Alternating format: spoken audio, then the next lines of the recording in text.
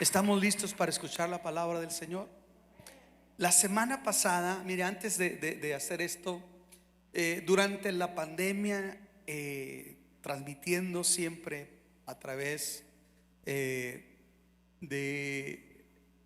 nuestra plataforma en Facebook Live y las otras cosas, un día yo me sentía muy cansado de verdad. Y yo pocas veces le pido cosas a Dios para mí, siempre pido por otros. Por ese día yo le dije: Señor, levanta más predicadores en la iglesia, levanta más gente que predique. Oye, hermano, y este año Dios nos ha bendecido de una manera tan especial. Tan es así que este año, escuche, la Semana Santa va a ser toda la semana y vamos a estar teniendo mensajes, porque hoy tenemos tanta gente predicando que podemos hacer algo muy especial para la gloria del Señor. Y bueno, precisamente parte de toda esa gente linda que Dios ha traído, nos está bendiciendo. Quiero dejar el lugar a una persona que tiene un amor por Dios y por su obra, y en lo particular a mí me gusta mucho oírlo predicar, y sobre todo él y su familia son una bendición para nosotros. Vamos a recibir al pastor Armando Hernández. Él es el portador de la palabra del Señor, así es que abran sus corazones.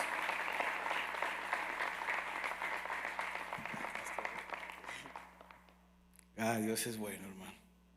Gracias a Dios por la vida de nuestro pastor.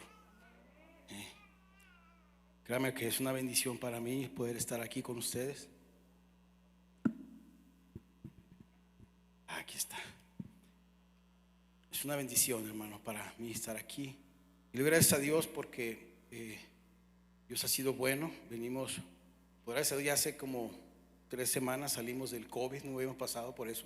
La gente dice: yo creo que a mí ya me dio. Y yo decía: no, a mí ya me dio, pues yo ya pasé, no me he enfermado. No, hermano, cuando me dio me di cuenta, no me había dado definitivamente. Y le doy gracias a Dios, hermano, porque pude ver la misericordia de Dios. Hubo un día que me sentí tan mal, hermano, que le dije a Dios: ayúdame, ya no puedo, casi con lágrimas en mis ojos. Señor, me siento muy mal. Pero Dios ha sido bueno, hermano. Si usted pasó por esa enfermedad y hoy está aquí de pie, vivo, dele gracias a Dios, hermano. Usted es bendecido, hermano. Dele un aplauso fuerte a Cristo, porque Dios ha sido bueno con nosotros. No tenía por qué hacerlo, no tiene por qué ayudarnos, pero Dios es bueno, hermano. Quiero que me acompañe en su Biblia en el Evangelio de Mateo. Nuestro pastor la semana pasada comenzó a predicar acerca del Sermón del Monte en el capítulo 5.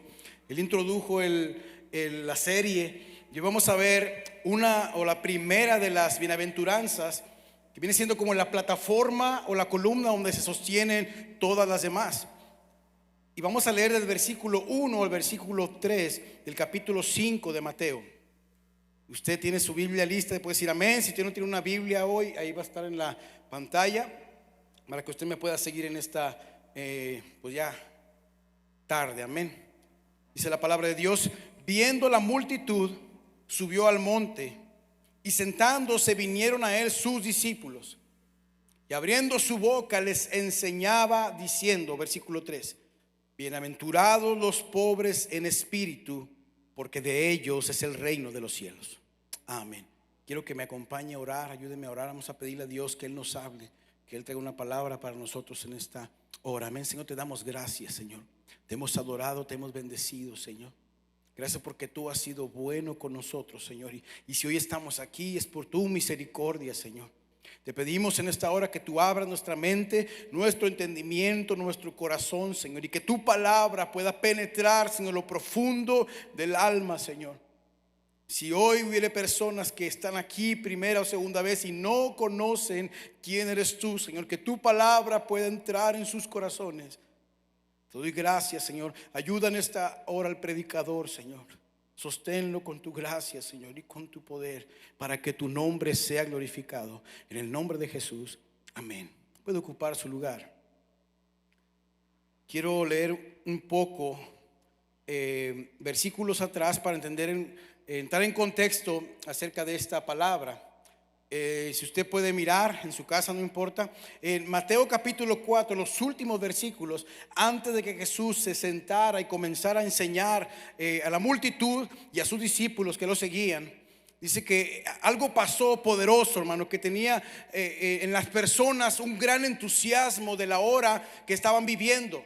Dice el versículo 23 que Jesús recorría toda Galilea, enseñando en las sinagogas, anunciando las buenas nuevas del reino y sanando toda enfermedad y dolencia entre la gente. Su fama se extendía por toda Siria y llevaban todos los que padecían de diversas enfermedades, los que sufrían dolores graves, los endemoniados, los epilépticos y paralíticos, y él los sanaba. Verso 25, los seguían grandes multitudes de Galilea, Decápolis, Jerusalén, Judea y de la región del otro lado del Jordán. Hermano, ellos estaban viviendo un momento especial en ese tiempo, ya que lo que tanto habían anhelado, lo que tanto habían deseado, lo que tanto habían orado a Dios, hermano, que pasara. Queremos que venga el Mesías prometido. Queremos que llegue el Salvador que tanto hemos deseado. La nación de Israel a través de la historia había sido profundamente oprimida, sometida, humillada por distintos imperios. Ellos deseaban que Dios los libertara.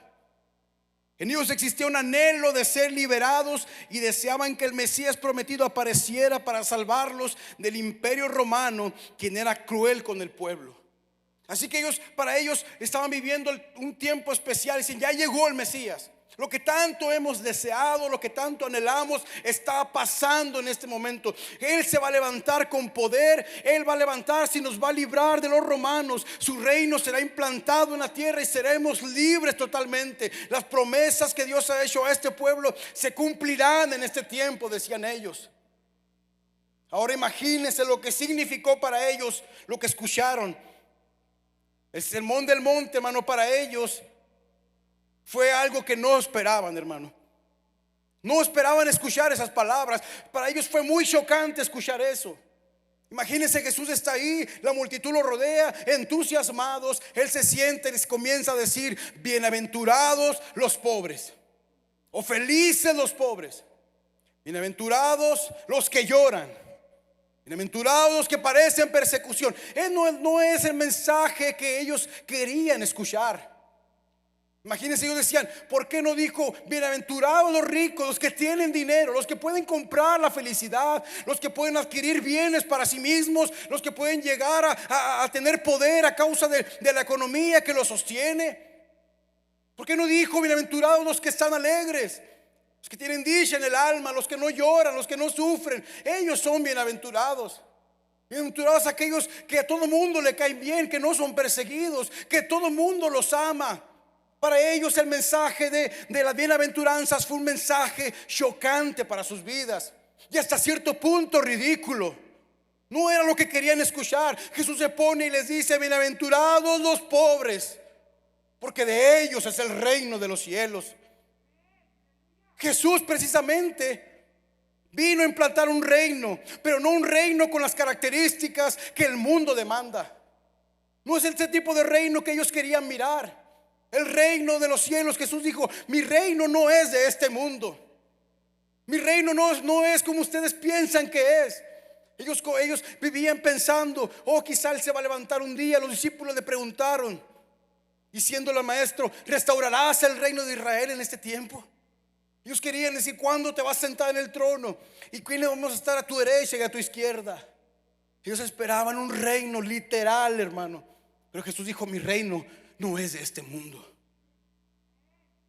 Hermano, las características de este reino no son compatibles con el sistema de pensamiento de este mundo. Por eso el cristianismo es completamente contracultural. No son compatibles, hermano, los pensamientos del mundo y el pensamiento del evangelio. No pueden ser, no podemos hacer una mezcla de ambas cosas para sacar un solo pensamiento, porque no son compatibles. El mensaje de Cristo y el mensaje de este mundo se excluyen mutuamente, lo que significa que los dos pensamientos no pueden ser verdaderos. En la escuela, hermano, hay una clase que te dan que se llama lógica. Antes de agarrar filosofía te dan la clase de lógica, porque la lógica sirve como instrumento para entender la filosofía. Que están en la escuela o que fueron a la escuela, ¿se acuerdan? Yo lo vi hace muchos años, ya llovió, ya pasó mucho tiempo. Pero recuerdo que hay una ley que se llama la ley de la no contradicción. Esa ley dice que dos argumentos o dos elementos no pueden ser diferentes y al mismo tiempo ser verdaderos los dos.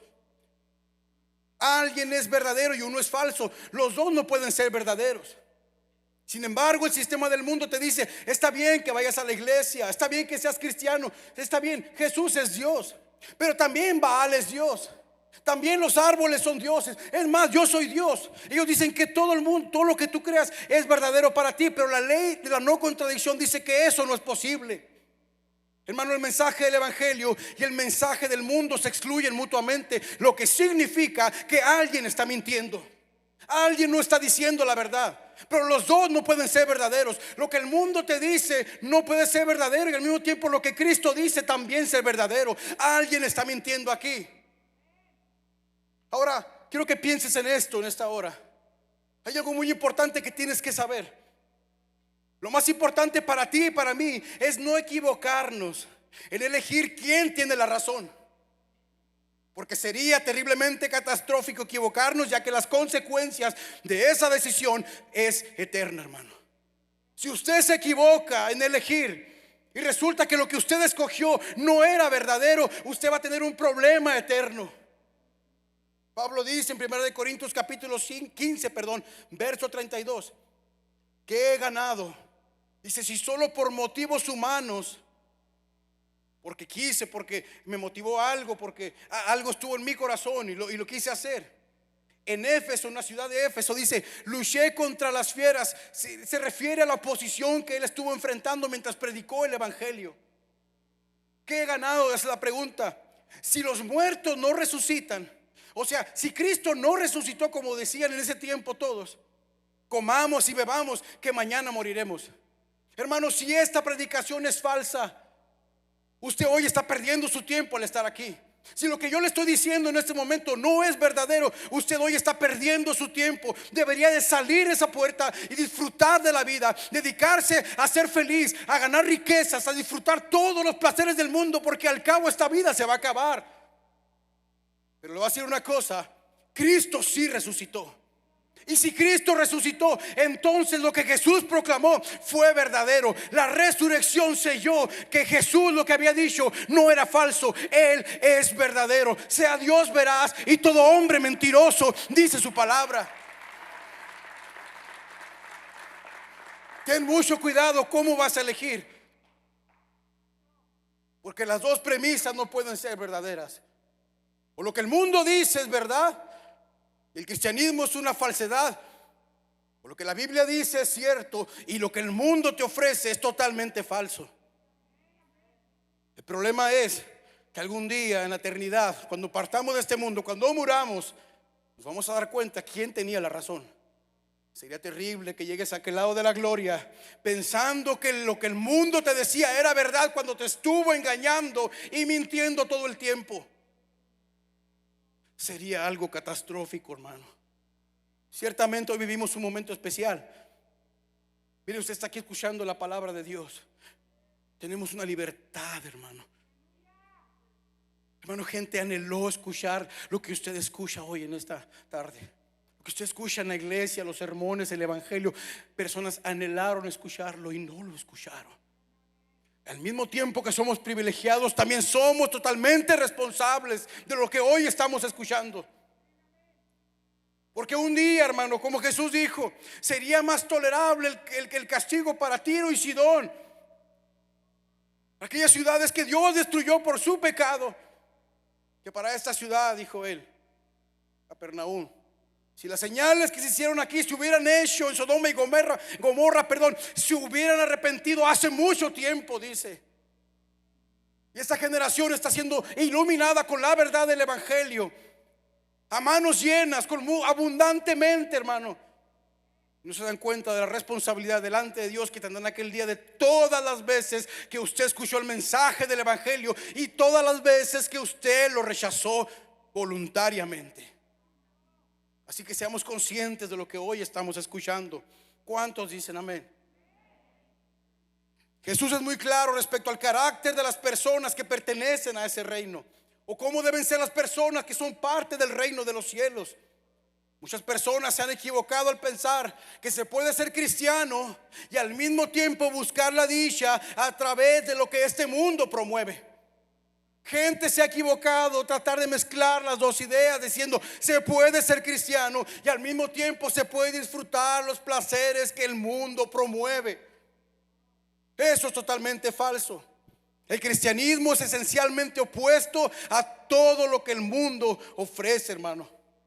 Primera de Juan 2:15 dice: no amen al mundo ni nada de lo que hay en él. Si alguien ama al mundo, no tiene el amor del Padre.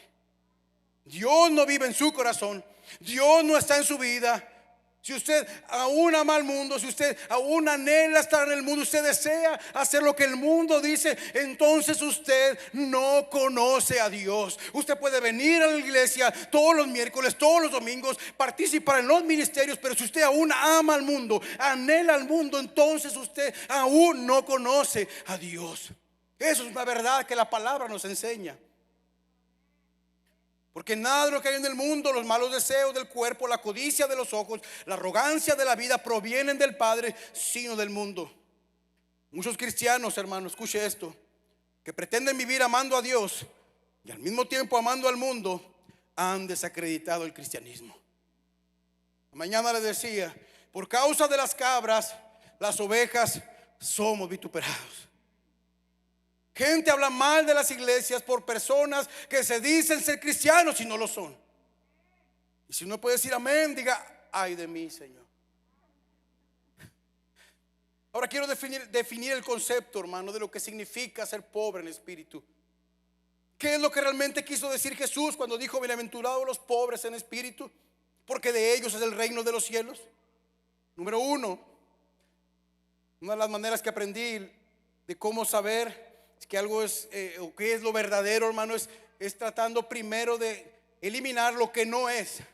Vamos a definir lo que no es ser un pobre en espíritu para poder llegar a la verdad. Ser pobre en espíritu, escúcheme bien, no quiere decir tener carencias materiales. No quiere decir que usted no tenga absolutamente nada en su bolsa. Eso no es lo que Jesús quiso decir cuando dijo pobres en espíritu. Porque entonces estaríamos diciendo que todos los pobres son cristianos y todos los pobres van a ir al cielo y los ricos no van a ir al cielo. Entonces eso no es lo que la palabra de Dios nos enseña.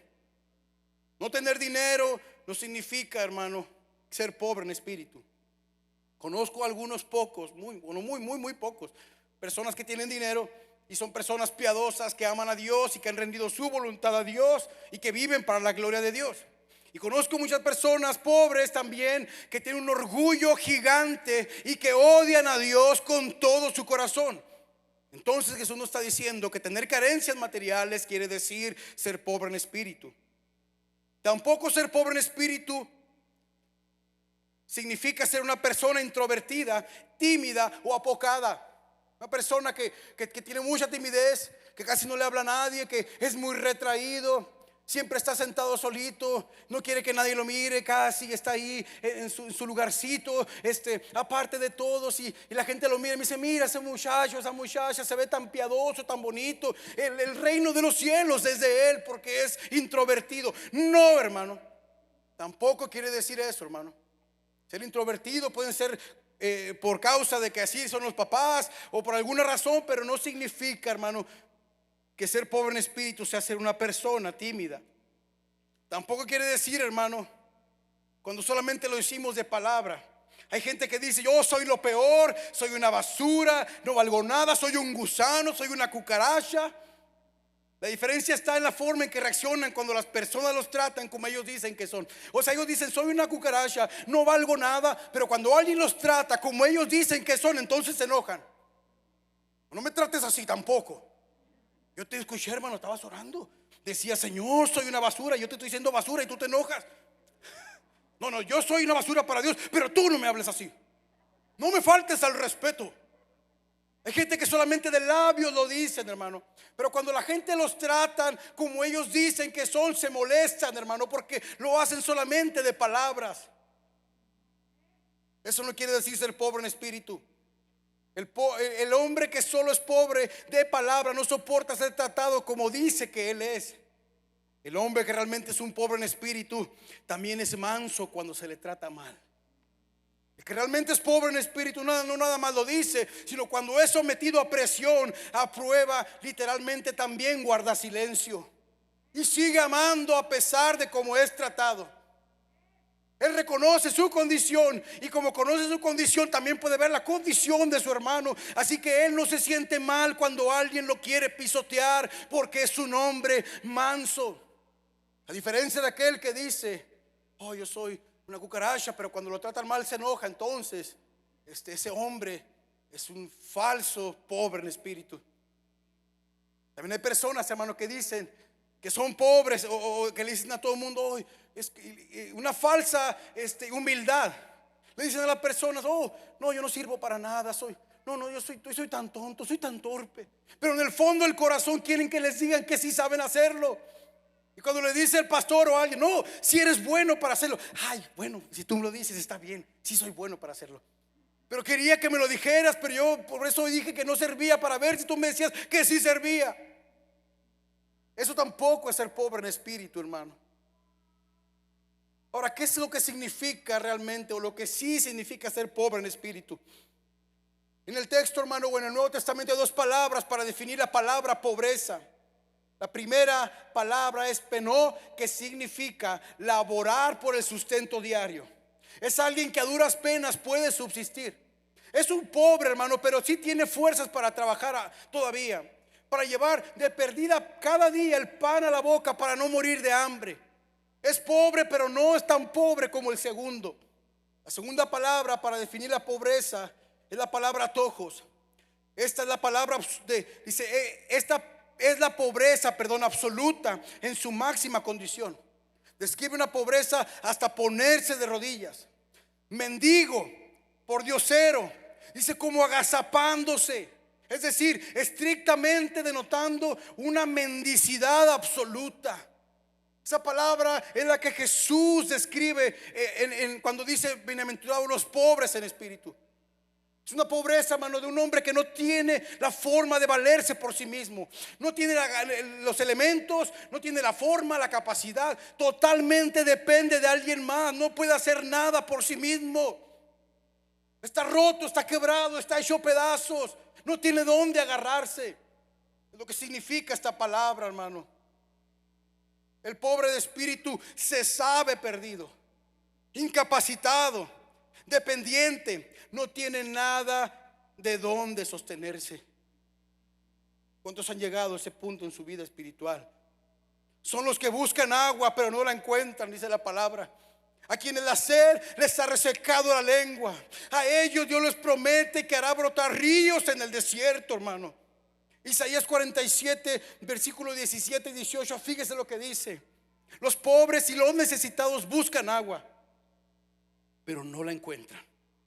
La sed les ha resecado la lengua, pero yo, el Señor, les responderé. Yo, el Dios de Israel, no los abandonaré. Dios es un Dios que está con los pobres de espíritu, que tiene sus oídos atentos a la oración de aquellos que se saben incapaces, que se saben perdidos, que saben que no pueden hacer nada por sí mismos. A ese tipo de personas Dios las escucha cuando claman a Él. Las personas arrogantes y orgullosas, hermano, no son escuchadas por Dios. Ellos claman a Dios como exigiéndole que Él haga algo porque tiene que hacerlo. Dios no está obligado a hacer nada por nosotros. Dios no nos debe nada a nosotros, hermano, absolutamente nada. Lo único que nosotros merecíamos totalmente era el castigo y el juicio eterno. Pero Dios, en su misericordia, cuando reconocimos nuestra pobreza, decidió extender su mano y levantarnos, porque sabía que no podíamos hacer nada por nosotros mismos. ¿Cuántos dicen amén? El pobre de espíritu es el que tiene un corazón contrito, arrepentido, que siente tristeza, dolor, melancolía por su pecado. Es un pobre de espíritu, hermano. Ha sido llevado por Dios al arrepentimiento. Se siente triste, le duele el alma por lo que ha hecho. Isaías 66:2 dice: fue mi mano la que hizo todas estas cosas. Es Dios hablando. Fue así como llegaron a existir, afirma el Señor. También dice: yo estimo a los pobres y contritos de espíritu, a los que tiemblan ante mi palabra. Qué hermoso saber que Dios los estima. La palabra estimar significa atribuir valor a una persona, sentir cariño o afecto por alguien. Dios siente afecto, cariño, le da valor a una persona que está en esa condición de pobreza, hermano, que ha sido quebrado su orgullo, que ha sido desinflado todo su egocentrismo y su autosuficiencia, y ha reconocido que no puede hacer nada por sí mismo, a menos que Dios extienda su mano y le dé su misericordia. ¿Cómo llegó a ser un pobre en espíritu? Ya voy a terminar con esto. ¿Cómo es que yo puedo llegar a ser un pobre en espíritu? Es una pregunta muy difícil, hermano. Quizá no voy a tratar de contestarla, pero quiero decir algunas cosas que tienen que pasar en tu vida para que tú puedas darte cuenta y convertirte, por la misericordia de Dios, en un pobre en espíritu. Hermano, tus ojos tienen que ser abiertos. No estoy hablando de tus ojos carnales. Hoy tú estás mirándome a mí, pero no estoy hablando de esos ojos. Estoy hablando de los ojos del corazón, los ojos del espíritu, porque es la única forma en que tú puedes mirar tu condición. Mire, hubo una iglesia a la cual Dios le habló a través del apóstol Juan en Apocalipsis. Esta iglesia es la iglesia de la Odisea. Dice Dios a esa iglesia: tú dices, Dios le habla directamente así a esa iglesia. Tú dices: soy rico y me he enriquecido y no me hace falta nada. Y ellos decían: yo tengo todo, yo no necesito de Dios. Por eso hay gente que en el evangelio le es absurdo, hermano. Tú le dices: mira, Cristo te ama, y tú dices: está bien, mucha gente me ama. Qué bueno que dices que Dios me ama. Interesante, ¿no? Pero pues gracias, yo también me amo a mí mismo. Mi mamá me ama, mis amigos me aman. Qué bueno. No pueden ver. Ellos piensan que no tienen necesidad de nada ni de nadie, que pueden valerse por sí mismos, que tienen la fuerza para salir adelante de cualquier circunstancia, porque para ellos siempre lo han hecho así. No pueden ver a Dios. Están cegados sus ojos, dice Dios, pero no te das cuenta cuán infeliz y miserable. Qué fuertes palabras. Dios le dice: tú no te has dado cuenta cuán infeliz, miserable, pobre, ciego y desnudo eres tú. Por eso te aconsejo, Dios le da un consejo a esas personas que creen que son ricos y que no necesitan nada. Para ti es ese consejo. Te aconsejo, dice Dios, que de mí compres oro refinado por fuego, oro verdadero, verdadera riqueza, verdadera felicidad, verdadera abundancia. De mí la compres para que te hagas rico, para que tengas ropas blancas, para que te vistas y cubras tu vergonzosa desnudez, y colirio para que te pongas en los ojos y recobres la vista, porque no miras. Te aconsejo que hagas eso para que veas tu condición. Hermano, qué terrible es nuestro orgullo. Nosotros pensábamos que no necesitábamos de nada ni de nadie, pero Dios en su misericordia nos abrió los ojos. Y mi oración es que en esta hora Dios también a ti te abra los ojos.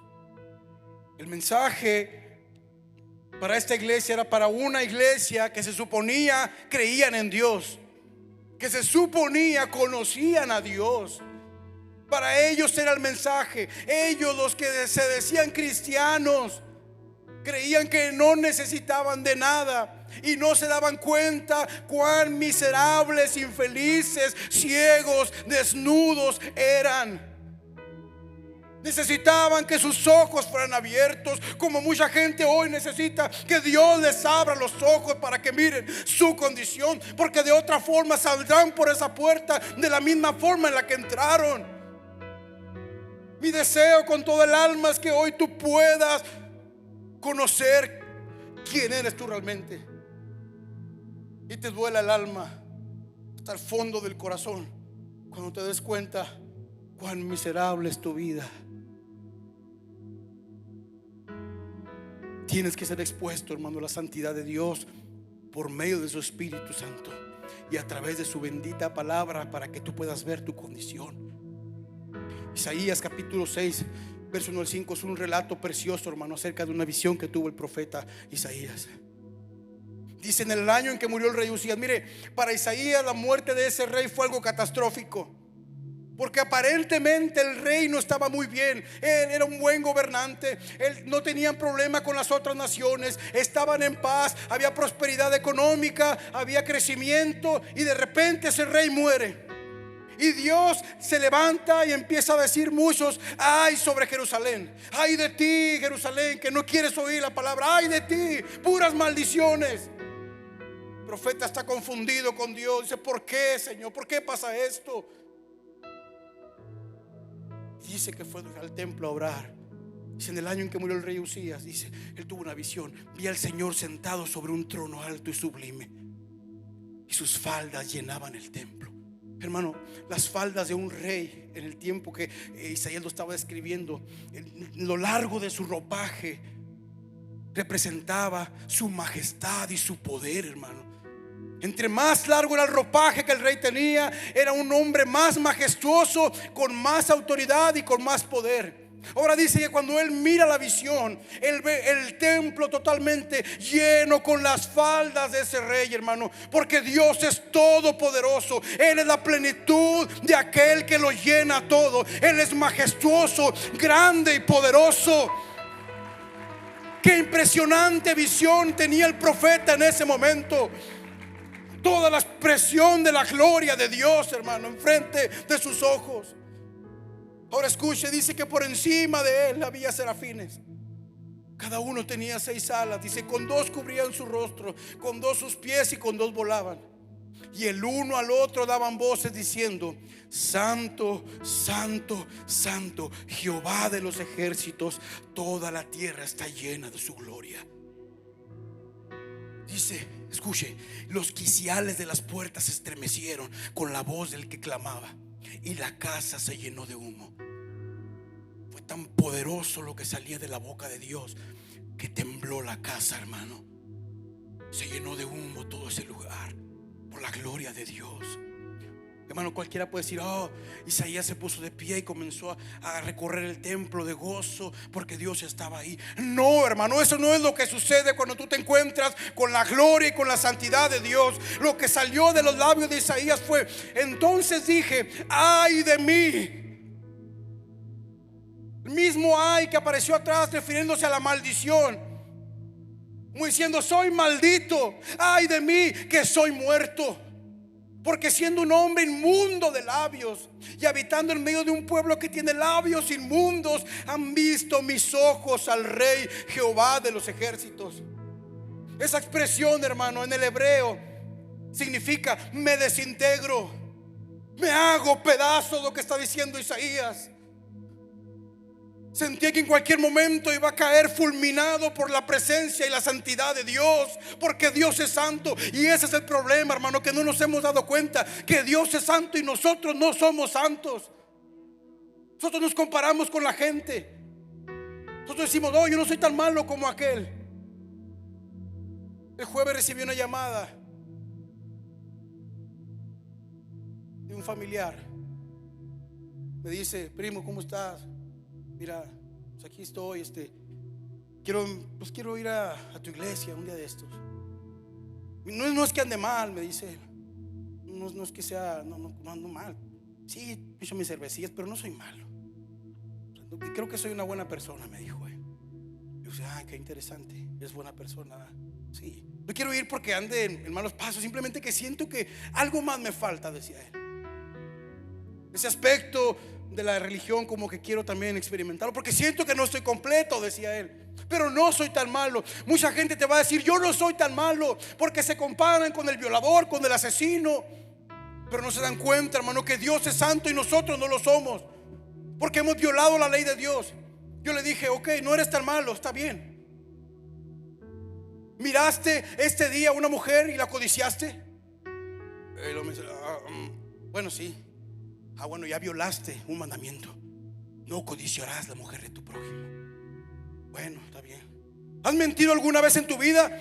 No, pues sí, todos hemos mentido, ¿no? Ok, ya van 2. ¿Una vez has tomado algo que no es tuyo, aunque sea pequeño? Bueno, pues sí. Pues así sí, primo, sí, robado. Bueno, ya llevas 3. Has violado la ley de Dios. Con un mandamiento que violes es suficiente para que Dios te desintegre. Dijo, bueno, entonces sí soy malo. Le dije, tienes que darte cuenta, porque a veces, mire, cuando uno habla del evangelio, uno siempre va, oh, Cristo te ama. Pero cuando la gente no sabe su condición, ese mensaje no tiene sentido para mí, porque yo sé que qué bueno que Dios me ama, como te decía ahorita, pero porque tú no sabes tu condición, que estás perdido, que estás lejos de Dios, que eres enemigo de Dios por tu pecado, y que Dios aborrece no nada más al pecado, sino también al pecador. Escuchamos una mentira de que Dios aborrece el pecado, pero ama al pecador. Quitamos la responsabilidad del pecador para que el pecador diga, ok, está bien, Él me sigue amando, yo puedo vivir como yo quiera, como quiera me ama. Cuando la Biblia dice en un salmo que Él odia y aborrece a los malvados de corazón. No nada más odia al pecado, y también al pecador, porque el pecado te separa de Dios. No estás con Dios. Al último, mi primo terminó llorando. Lloró, hermano, como por 15 minutos. Yo tenía ahí en el teléfono, estaba llorando como un niño. ¿Por qué lloras? Le pregunté y me dice, por mi pecado. Hermano, la gente necesita ser expuesta a la verdad de Dios para que se den cuenta lo miserables que son y que somos sin Dios. Por eso Isaías, cuando vio la santidad de Dios, dijo, ay de mí, me desintegro, me desbarato. No me daba cuenta, soy hombre de labios inmundos y habito en medio de un pueblo de labios inmundos, y tú eres santo, Señor. Por favor, Señor. Muchos dicen de Isaías, y he escuchado predicaciones decir, cuando él contesta el llamado de Dios, cuando Dios dice, ¿a quién enviaré y quién irá por vosotros? Muchos dicen así como, oh, envíame a mí, con entusiasmo. Pero yo creo más bien que el profeta no tenía entusiasmo, con su cabeza agachada, no había nadie más, era el único que estaba ahí, y con mucho temor decía, Señor, heme aquí, envíame a mí, esperando que Dios le cayera y lo desintegrara. Pero Dios no es así, hermano. Cuando él ve el corazón de Isaías, que reconoce su condición, le dice, estás listo para ser enviado. Dios nunca va a usar a un arrogante ni a un orgulloso. El Dios es un Dios de pobres, humildes, menesterosos. Esas son las personas que Dios levanta para usarlos para su gloria. Moisés, hermano, 40 años de su vida creyendo que él era bueno para hacer las cosas. Oh, yo soy inteligente, yo puedo liberar al pueblo. Intenta hacerlo y mata a un egipcio. Cuando lo mata, que se ve descubierto, tiene que huir al desierto. Dios lo lleva al desierto porque no estaba listo para ser usado por Dios, porque había mucho de sí mismo en él. Había mucho orgullo en su vida, mucha autosuficiencia en su corazón. No puede Dios usar a una persona que es autosuficiente. Voy a llevar al desierto para destrozarte. Hermano, 40 años de su vida cuidando ovejas y cabras. Hermano, cuando Dios le aparece a Moisés, él dijo, yo ya no sirvo para nada, soy viejo, ¿qué puedo hacer yo? Ya se me olvidó todo. En otras condiciones, él le hubiera dicho, a 40 años atrás, que Dios le hubiera llamado a liberar al pueblo, él le hubiera dicho, estoy listo, me preparé en las mejores escuelas de Egipto, fui a los mejores lugares, sé hablar con la gente, me codeo con la alta sociedad de Egipto, yo puedo liberar al pueblo. Pero cuando Dios lo lleva y lo destroza en el desierto, lo hace pedazos, él dice, yo no puedo hacerlo, Señor, ¿qué viste en mí? No tengo la capacidad. Dios dice, por eso te llamé, por eso te voy a usar, porque tú sabes que si sin mí no puedes hacer nada. 40 años, hermano, vivió Moisés más, mirando lo que Dios puede hacer con una persona que sabe que no es nada.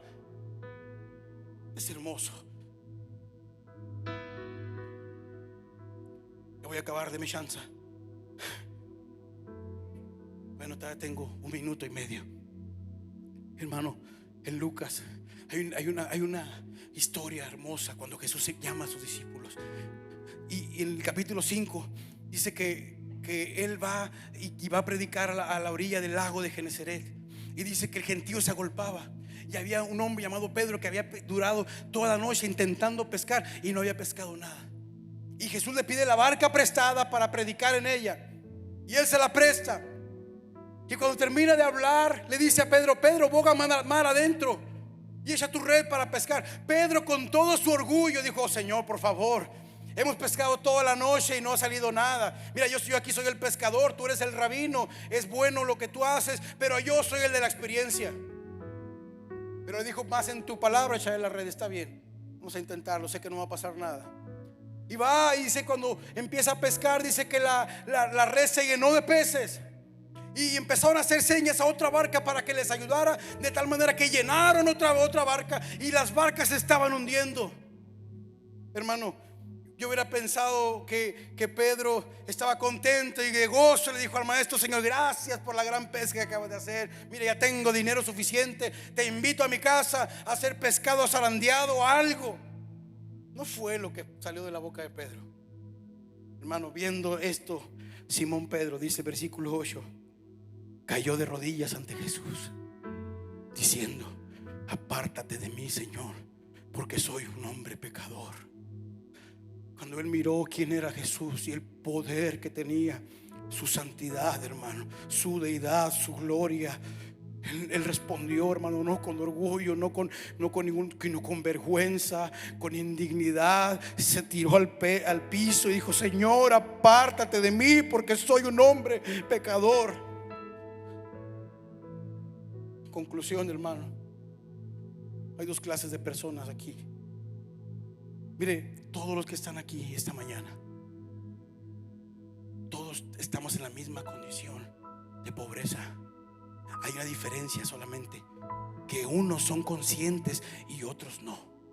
Unos saben que están perdidos y necesitan la gracia de Dios, por eso le sirven, por eso le adoran, por eso le honran, porque han visto su condición. Y hay otros que no se han dado cuenta cuán perdidos están.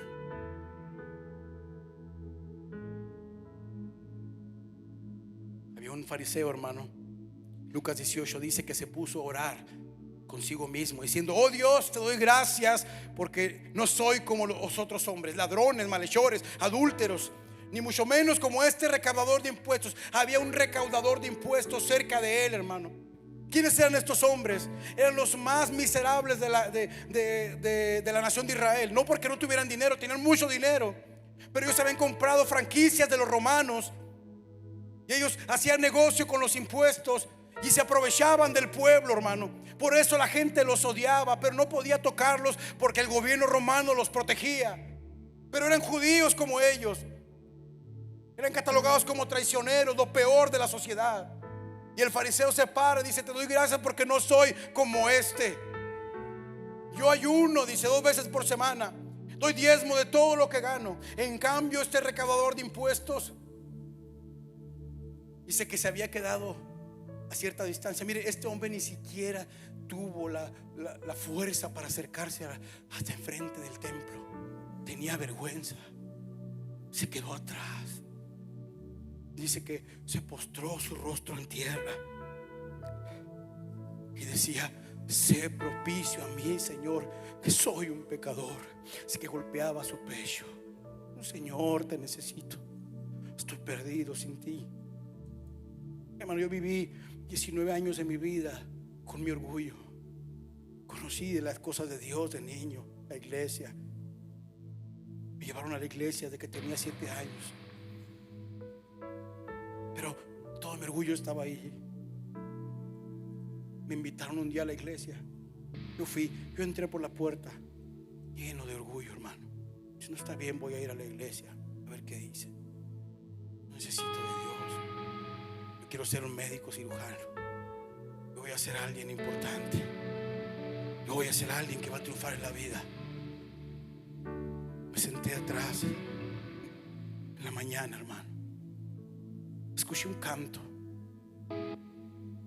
que es viejito, hermano. Pero ahí lo cantaba. Dice: yo vine a alabar a Dios. Pero dice el canto, dice unas letras que dice: Él vino a mi vida un día muy especial. Cambió mi corazón.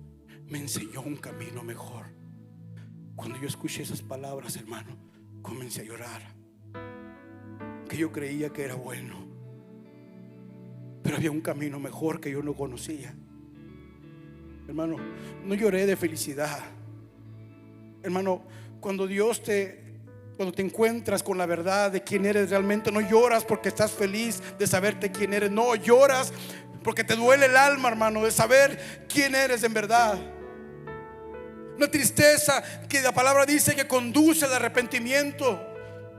Yo lloré, hermano, y me tiré en el suelo y dije: Señor, perdóname. Y lo único que salía de mis labios era decirle: Señor, perdóname todos mis pecados. Soy malo. Me vi desnudo delante de Dios. Me vi miserable, me vi perdido, hermano, indigente. Me vi cuenta que no podía hacer nada. Mi orgullo quedó hecho pedazos, hermano, y clamé a la misericordia de Dios. Por eso Jesús dijo, hermano: yo no vine a los sanos sino a los enfermos. No he venido a llamar a justos sino a pecadores al arrepentimiento. Y no significa que no todos sean justos ni todos estén enfermos. Todo el mundo necesita de Cristo, pero no todos se dan cuenta, hermano. Tú necesitas de Dios. Toda tu vida has necesitado de Dios y siempre lo necesitarás, lo creas o no lo creas, hermano. Pero ojalá que Dios hoy este día te abra tus ojos. Solo cuando hemos llegado al fin de nosotros mismos podemos contemplar la hermosura de la cruz, hermano. Por eso hay gente que le decía: el evangelio no es significativo, no es importante, como que no llama la atención. Ellos no pueden ver la cruz como la puede ver alguien que está perdido. Le hablas el evangelio y lo menosprecian porque no lo comprenden, porque en el fondo se sienten buenas personas. Creemos que no necesitamos de esa cosa. Para ti está bien, tú sigues yendo a tu iglesia, yo vivo mi vida, yo no necesito de Dios. Pero en el fondo necesitan de Dios profundamente, igual que todos. Por eso cuando tú hablas de Cristo, no nada más digas las cosas bonitas como tratando de convencer a las personas. Diles que han pecado contra Dios, que si llegan a morir en este día y mueren en enemistad contra Dios, lo único que espera es un horrible juicio, porque después de la muerte ya no hay para atrás. Hoy es el día, y por eso dice su palabra, de salvación. Hoy es el día para tu vida, no es mañana, es hoy. Necesitas a Cristo. Solo aquellos que se perciben a sí mismos como débiles, insuficientes, necesitados, miserables, que no tienen ningún derecho, nada que reclamar, nada que exigir. Porque a mucha gente le gusta exigirle a Dios cosas como: yo lo merezco, Señor. Hermano, cuando estaba enfermo me sentía tan mal, me aislé en mi casa en el segundo piso y ahí estaba. Un día jueves, hermano, una fiebre tremenda, una tos que no se me quitaba, dolor de los huesos. Hermano, yo lloré. Recuerdo que hablé con Edwin por mensaje y le dije: ¿cómo soy orgulloso? Cuando empecé con esta enfermedad, yo no le había orado a Dios que me sanara. Cuando le dije: Dios, sana, me dije: no, pues es normal, todos van a pasar por ahí. Y de repente me vi muy mal, hermano. Ahí en mi cama me hinqué en la alfombra. Dije: Dios, perdóname, te necesito. Mira, le dije a Dios: tú no me debes nada a mí, no tienes que sanarme, no tienes que hacer nada por mí, porque lo mejor que tú podías darme, lo más grandioso, ya me lo diste. Sin yo merecerlo, tú moriste por mis pecados. Eso para mí es suficiente. Por eso Pablo dice: en Cristo ya estamos completos. Él es la plenitud que lo llena todo. Si estás en Cristo no necesitas nada más. Yo le dije: Señor, gracias por esta enfermedad, gracias por mi vida, Señor, gracias por estar conmigo. No me tienes que sanar, pero si quieres, sáname, Señor. Si quieres, si te place, sáname, Señor. A partir de ese día, hermano, empecé a mejorar. Doy gracias a Dios, hermano, porque Dios es bueno. Para esas personas, hermano, son de los que Dios les dice: yo les responderé cuando clamen, no los abandonaré. Isaías 41:17. A ustedes, hermano, que reconocen su indigencia, su bancarrota espiritual, a ustedes Dios los escucha. Para ustedes es el evangelio. La felicidad es la promesa de Dios para sus vidas. Una felicidad que va más allá de una experiencia externa. Una felicidad tan profunda que puedes estar totalmente perdido, sin ningún centavo en tu bolsa y lleno de enfermedad, y aún así tener gozo en tu corazón, porque Cristo lo llena todo. El gozo de Dios es nuestra fortaleza. Esa es la felicidad que Dios te promete para esta vida y para la vida venidera, hermano. Ponte de pie. Cierra tus ojos. Ahí en tu lugar.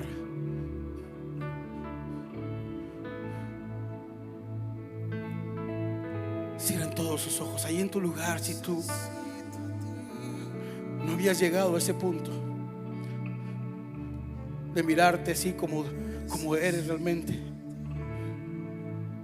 dile a Dios, como ese publicano: sea propicio a mí, soy pecador, te necesito.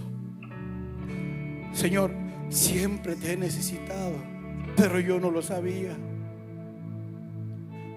No sabía cuán miserable soy, cuán perdido estoy. Te necesito, Jesús. Te necesito a ti, Dios.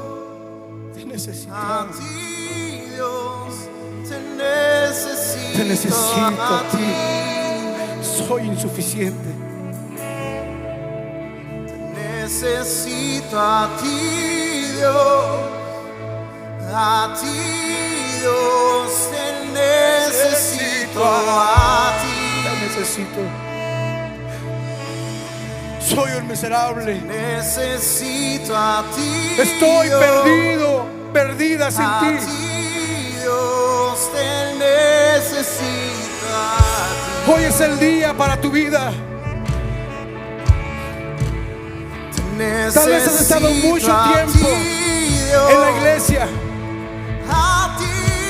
como el fariseo,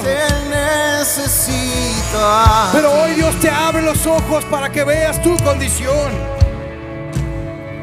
Necesitas de Dios, necesitas de Cristo. Estás perdido sin Él. Necesito a ti, Dios. A ti, Dios. Te necesito a ti. Siempre, Señor. Te necesito a ti, Dios. A ti, Dios. Te necesito a ti.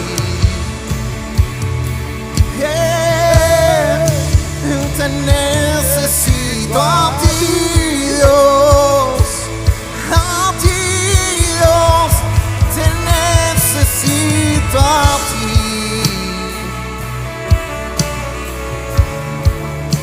Te necesito a ti, Dios. Escucha esto. Por eso, ahí en Mateo capítulo 5, Jesús mismo dice: la puerta para entrar a ese reino es estrecha, el camino es angosto y pocos son los que lo hallan. ¿Sabes por qué la puerta es estrecha y el camino es angosto? Porque por esa puerta tú no puedes entrar con tu orgullo. Tú no puedes entrar con todo tu equipaje, con tu autosuficiencia, con tu autoestima elevado. El pensamiento del mundo te dice: tú eres grande, tú eres poderoso, tú importas, tú vales, tú eres alguien. Pero Cristo dice en su palabra: bienaventurados los nadie del mundo, los que se han dado cuenta que están perdidos sin Cristo. Para ellos es el reino de los cielos. Esos que han quebrado su orgullo, que han sometido su voluntad a Dios, que se han doblegado a Cristo, para ellos es el reino de los cielos. Necesito a ti, Dios, A ti, Dios, te necesito. te necesito a ti, Dios. Te necesito a ti, Señor. Te necesito a ti, Dios. A ti, Dios. Nada más, nada más, nada bastará. Te necesito a ti, nada más, nada más, nada bastará. Te quiero a ti. Gracias, Nada Señor más, Jesús. Nada más. Gracias. Nada bastará. Te quiero a ti. Nada más. De sus manos un momento al cielo y dígale: Señor, gracias, porque tu verdad me enseña que no eres tú el que me necesitas a mí, soy yo el que te necesito a ti.